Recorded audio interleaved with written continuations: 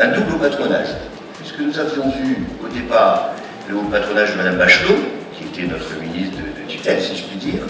Puis Mme Bachelot, comme vous le savez tous, a changé de ministère, a été remplacée par M. Xavier Bertrand, qui nous a donné son haut patronage aussi.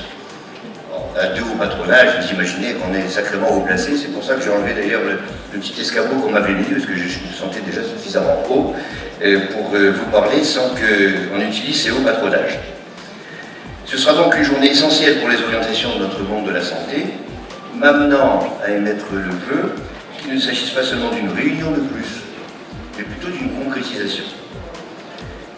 Surtout la concrétisation des efforts de la CAP, puisque depuis un an, on avait annoncé aux précédentes assises de la CAP que 2010 serait l'année du développement durable. Nous avons tenu notre parole, nous avons travaillé toute l'année sur ce sujet. Et sans esprit lucratif, le développement durable n'est pas pour une centrale de référencement de conseil comme la nôtre l'occasion d'obtenir des crédits ou des fonds supplémentaires. Non, nous consacrons les résultats de la centrale pour mettre en place et les réunions et l'organisation du développement durable dans le pays, en tout cas au niveau de la santé. Un développement durable qui soit réaliste, réalisable, porteur d'espoir et d'avant-garde pour l'hospitalisation privée. Vraiment heureux que d'avoir réussi avec mes amis du conseil d'administration à développer votre intérêt pour cette réunion qui me semble tout à fait importante. On sera un peu plus de 700 quand même toute la matinée.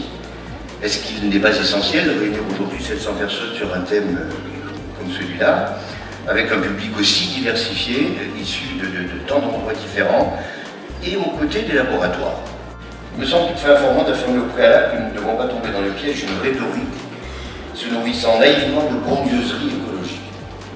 On n'est pas sevré de ce genre de choses par les télévisions en longueur de journée. Car en vérité, ce que traite le développement durable, c'est également la question sociale de nos entreprises.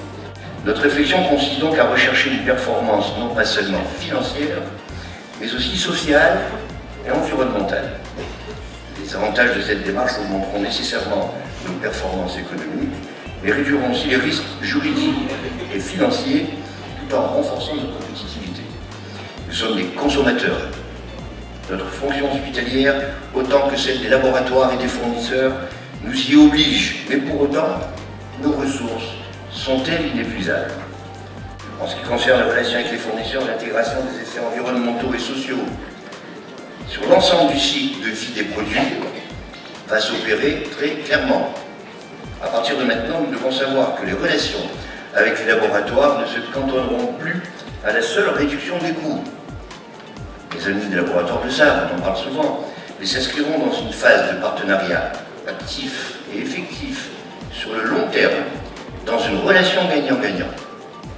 Nos négociations ne peuvent s'arrêter au prix. Les enjeux sont beaucoup plus importants. L'exercice 2010 de la CAP a vu la naissance de ce département développement durable, animé par notre collaboratrice Muriel Martinez, qui interviendra tout à l'heure, avec le concours essentiel d'Olivier Thomas et d'Alain Coulon, qui ont participé toute l'année. En interne, un programme dédié et structuré a été mis en place. Chacun peut suivre la progression au travers de notre journal d'information, bref. Nombre d'entre vous ont pu se rencontrer sur le terrain et faire ainsi le point sur les spécificités de leurs attentes. Nous avons réuni tout au long de l'année 450 personnes issues des établissements pour discuter développement durable. Aujourd'hui, on est sur la conclusion de ces travaux et qui ont assisté à des réunions de sensibilisation dans l'Hexagone et Outre-mer. Ça a marché d'une manière fantastique.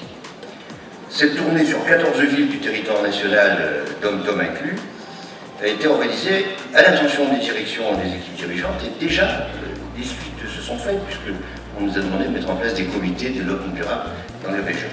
Alors la CAP n'a pas vocation, bien sûr, de prendre la place de tel ou tel organisme en ce qui concerne le volet technique du développement durable. Par contre, nous mettons le service des 2000 établissements et 170 000 lits que représente notre centrale pour, dans un engagement actif et un engagement historique, mettre notre connaissance du milieu, notre implantation nationale, notre réseau de conseillers régionaux, nos relations privilégiées avec les établissements de santé comme avec les fournisseurs, le volume d'activités traitées, puisque nous traitons 4 milliards d'euros de transactions annuelles,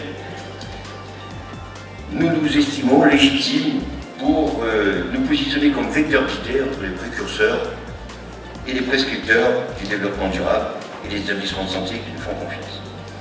Je constate d'ailleurs, je vais vous dire, je constate moi avec plaisir que les ambitions se sont révélées ou réveillées au cours de ces dernières semaines pour rejoindre le mouvement impulsé par la CAP. Ça veut dire que nous avons réussi. C'est peut-être là notre première victoire.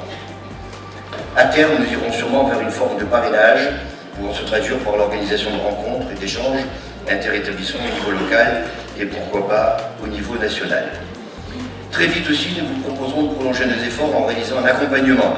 La CAP vous épaulera pour aller plus loin, aussi loin que nous pourrons aller. Gardons en mémoire que la version V 2010 du manuel de certification des établissements de santé de la Haute Autorité de la Santé a intégré les exigences relatives au développement durable avec des références concernant les 3 piliers du développement durable.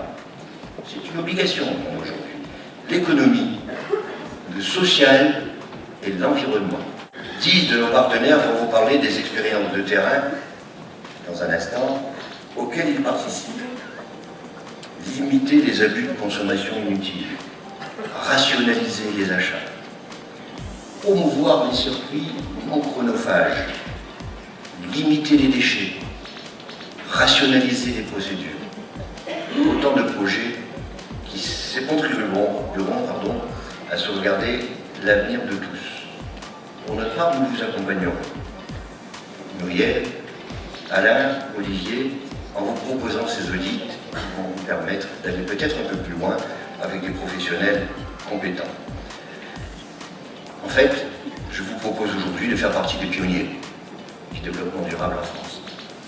J'espère que nous apporterons ainsi la preuve que l'hospitalisation, dont on a tort de pro-garder le travail par des critiques quelquefois injustifiées, reste une fois de plus en tête d'avancées importantes dans un domaine dont on parle beaucoup, tout le monde, mais pour lequel il est beaucoup plus difficile de faire concrètement. Nous allons essayer de faire concrètement. Je vous remercie. Il a fallu structurer, avant tout, la politique de développement durable de la CAP et donner des orientations stratégiques prioritaires pour 2010. Ces orientations ont été l'information des établissements de santé sur les enjeux de développement durable en santé et l'état des lieux des fournisseurs au niveau de leur pratique de développement durable. Donc l'information s'est faite, je vous l'ai dit, à travers les réunions d'information régionales, également les rubriques développement durable des sites internet et la newsletter développement durable trimestriel. L'état des lieux s'est fait quant à lui par l'envoi d'un questionnaire développement durable à l'ensemble de nos partenaires fournisseurs référencés. Engagez-vous parce que c'est une chance, ça permettra demain de garantir peut-être des soins de meilleure qualité, ça permettra aussi au quotidien de garantir des soins et la santé des générations futures, et ça c'est pas un concept ésotérique, c'est un concept réel. Je crois qu'il faut qu'on se rappelle tous les jours que nous professionnels de santé, on est là pour assurer et améliorer la santé publique, et le développement durable décliné en santé, c'est un outil pour développer la santé et sur du long et très long terme. Et notre préoccupation, elle porte évidemment sur soigner sans nuire, première préoccupation, et c'est un sujet ô combien d'actualité aujourd'hui dans la discussion sur les produits pharmaceutiques et autres. Soigner sans nuire vis-à-vis de la situation actuelle pour améliorer la situation de l'autre. Mais c'est pas seulement ça, c'est aussi construire sans nuire. Car si nous bâtissons aujourd'hui avec fierté nos établissements de santé, ce n'est pas pour dégrader la situation de l'environnement autour de nous, la situation des autres autour de nous, ou même la situation de notre propre structure. C'est aussi animer, diriger, coordonner sans nuire. Car nous animons des équipes, nous sommes souvent le premier employeur de la ville. Il s'agirait pour cela de réfléchir avec nos équipes afin que leur situation s'améliore et ne se dégrade pas dans les conditions de travail. C'est aussi penser dépenses sans nuire. Nous sommes tous financés par un système de financement collectif. Nous avons donc une responsabilité collective à faire en sorte que la dépense que nous générons ne détruise pas l'avenir de nos concitoyens sous une autre forme. Éduquer enfin et prévenir, je l'ai dit, bon, c'est aussi faire du développement durable pour éviter d'agir demain. Pour aborder de façon très concrète, très personnelle le sujet, je crois qu'il importe de répondre à la seule question qui vaille. La seule question que vous vous posez tous, individuellement et collectivement, comment durer et bien durer.